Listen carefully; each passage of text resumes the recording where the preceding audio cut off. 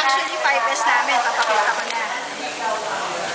So in Japanese, kasi si Honda Japanese siya eh. Japanese brand. So yung engine namin, si Honda made in Japan talaga siya. Okay, yung 5S namin, ang una, si Seri, ibig sabihin suriin.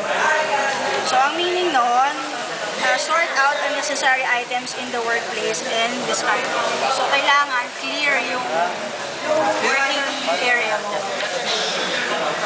Okay, pangalawa, Seiton o sinupin. Systemize, arrange necessary items in good order. So, yun nga yung sinabi ko kanina, sa service namin, meron kaming system. Process. Pangatlo, Seiso, simutin. Sweep, clean your workplace. So, syempre, di ba, hindi ka rin makakapagtrabaho kung madumi yung workplace mo. So, it should be before and after ng work mo, kailangan linisin mo yung area mo. Okay? Number 4, seiketsu. Siguruhin ang kalinisan. So, hindi lang basta malinis, it should be sanitized. Diba? Maintain high standards of housekeeping at workplace at all times. So, ibig sabihin, hindi lang puro janitor ang gumagawa ng paglilinis dito sa atin. Lahat kami, obligasyon namin na linisin yung workplace natin. At yung panglimang is, shitsuke o sariling kusa. Meron kaming self-discipline o yung tinatawag na ano ba tawag? Ano ba tawag doon? Yung Self-rule parang. Hindi, meron initiative. Pagkukusa. Yun, initiative. Meron kaming initiative na hindi mo na kailangang iutos pa. Kung kaya mo naman, gawin mo na. Kung kaya mo gawin yung responsibility, then gawin mo na. Okay? Kung kaya mo nang masolve yung problema, gawin mo na. Huwag mo nang palakihin. Huwag mo nang iparating sa ganito. Kung kaya mo nang gawin, pwede mo nang gawin. Okay. So, quality ng vehicle, syempre, ang gumagawa ng vehicles namin, hindi naman kami Honda Caloocan, nagagaling to sa planta, ang mga pyesa niya, in-order sa Thailand at saka sa Japan. So, meron pong parts na made in the Philippines or lahat po import?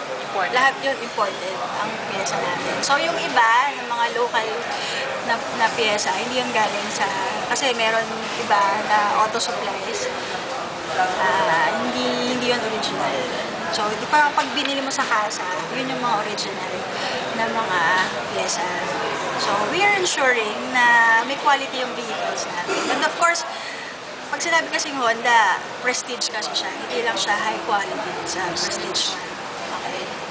How will you describe your company? Ang kumpanya namin ay masasabi ko na built from siyempre, yun nga, sabi ko, nag-start kami from scratch. So, ngayon, medyo malakas na kami kasi ang dami na namin pinagdaanan. So, hindi aabot ng 18 years ang Honda Cars Caloocan kung hindi namin napagtagumpayan lahat ng problema. Kasi may dumating na time na nag-tsunami sa Japan, di ba? Opo. So, nagbaha rin sa Thailand. So, dumating yung time na wala kaming unit. Wala kaming mabenta. Walang intake, walang pera. Kumbaga, pag nangyayari yun, nagtutulungan kami para hindi pa rin kami wala sa industriya. So, ganun ang kumpanya ng Honda Cars. Okay, so the rest, I don't know, pwede nyo itanong sa HR. Pero